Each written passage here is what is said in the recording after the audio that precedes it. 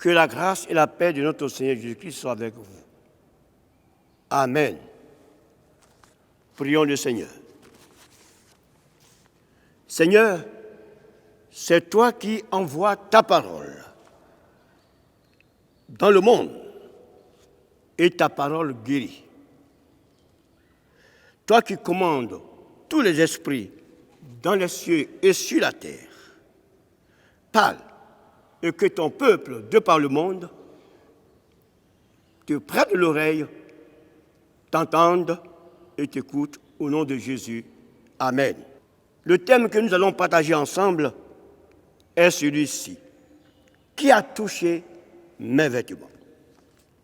Qui a touché mes vêtements? Le sujet d'approche, appelé communément verset de méditation, nous le tirons dans Marc 5, verset 30, que je vais vous lire.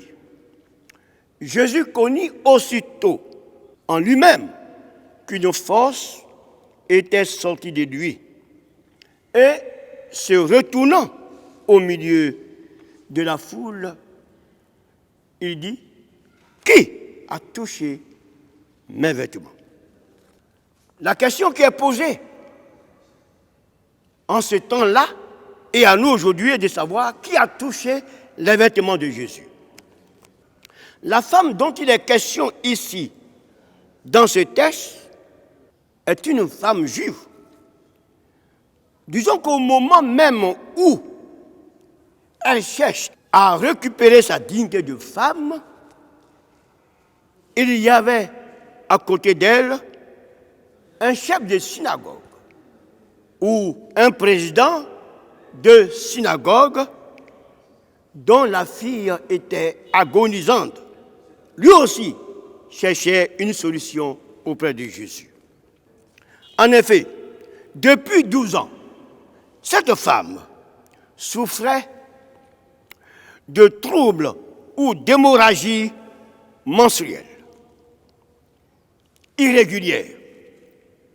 En tant que femme juive, elle était frappée par la loi d'impureté qui l'oblige à s'isoler, à s'exclure de la société au risque de rendre impure toute personne qui la toucherait.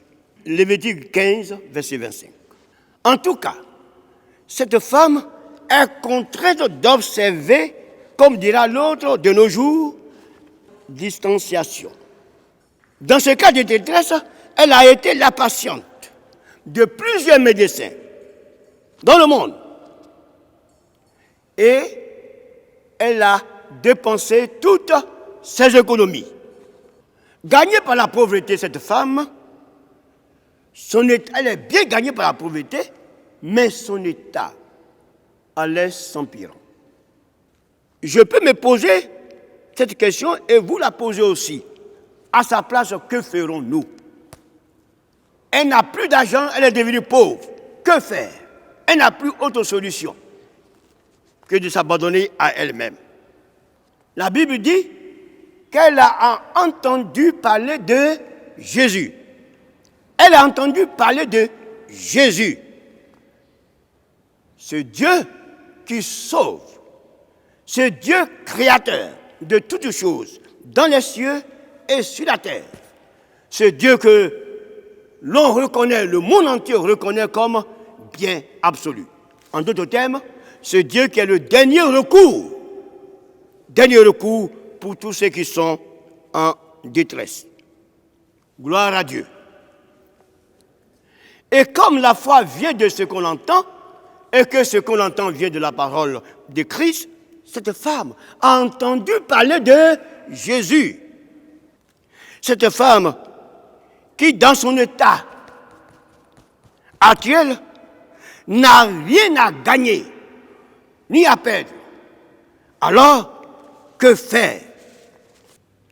Oui, ayant entendu la voix de Jésus, elle est gagnée par une foi ferme, une foi qui la rendait intrépide.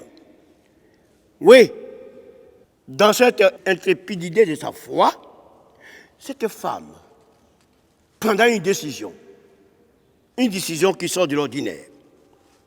Premièrement, elle va violer, dans son impureté, elle va violer un des principes de la loi, c'est-à-dire le distanciation, comme disait l'autre, la distanciation.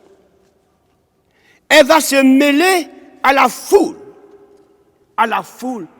qui entourait Jésus, qui pressait Jésus en vue de le toucher. Oui, elle a touché la frange de Jésus. Ici, on dit les habits, les vêtements de Jésus, il s'agit bien d'une frange. Car la frange est une bande de toffe à filet retombant, fait de cordon bleu. Oui, Jésus étant sacrificateur à perpétuité, étant Dieu fait chair, étant l'image de Dieu invisible, retenons ça, l'image de Dieu invisible, dans tout son environnement, il n'y a que la pureté, la sainteté. Il est Dieu au milieu de nous. Cette femme a violé cette loi. Et deuxièmement, elle va aller plus loin, cette femme. Après avoir violé cette loi, la distanciation, après avoir violé la loi, d'aller toucher Jésus. Eh oui, frères et sœurs, cette femme s'est sentie guérie. Oui, s'est sentie guérie. Oui, désormais, il n'y a plus de condamnation pour ceux qui sont en Jésus-Christ. Oui, tous ceux qui sont en Jésus-Christ ne sont plus condamnés. Cette femme n'est plus condamnée par la loi. Par la loi. Et oui, si le Christ vous a franchi, vous serez réellement libre. Oui, cette femme s'est sentie soulagée. Mais par quoi? Il y a le pouvoir, la puissance de Jésus, le pouvoir de Jésus, la puissance de Jésus. Donc il y a le pouvoir quantitatif de Jésus, l'autorité quantitative et qualitative de Jésus. Ce pouvoir a une faculté et autorité d'agir en toute liberté. 2.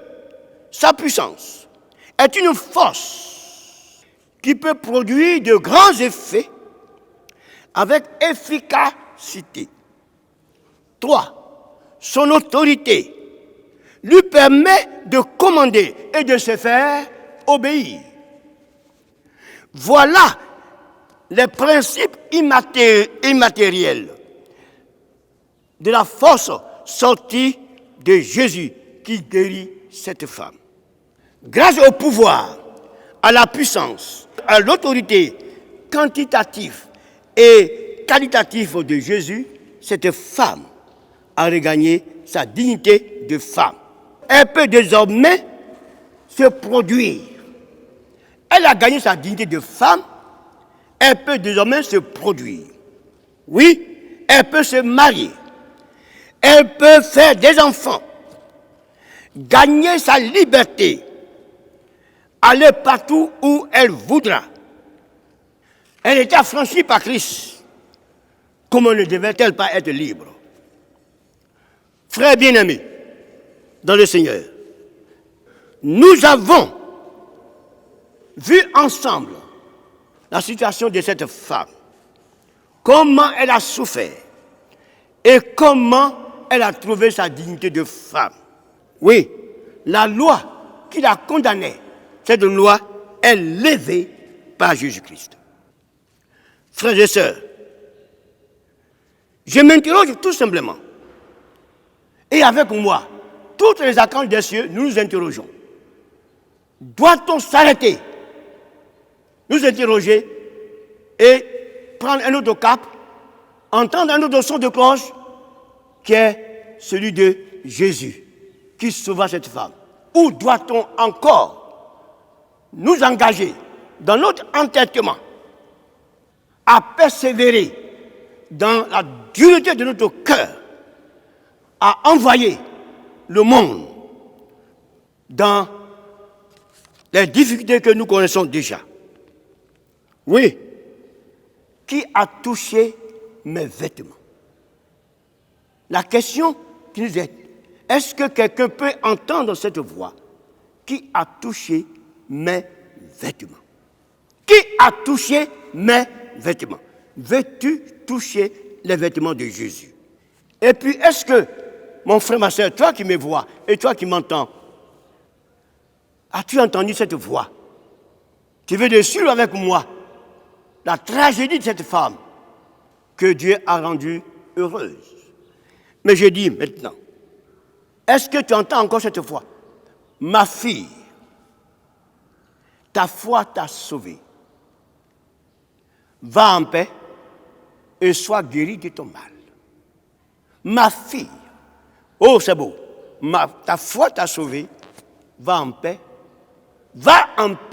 et sois guérie de ton mal. Le monde serait guéri si chacun de nous veut entendre un autre son de cloche qui est l'appel de Jésus. Venez à moi, vous tous qui êtes chargés et fatigués, je vous donnerai du repos. Prions le Seigneur. Seigneur, toi qui viens de parler solennellement à ton peuple, en semant ta parole dans son cœur, ta parole qui est la vérité, qui est vie. Fais en sorte que cette parole que ton peuple de par le monde vient d'entendre porte des fruits en grand nombre pour la joie dans le royaume, au nom du Père, du Fils et de l'Esprit. Amen.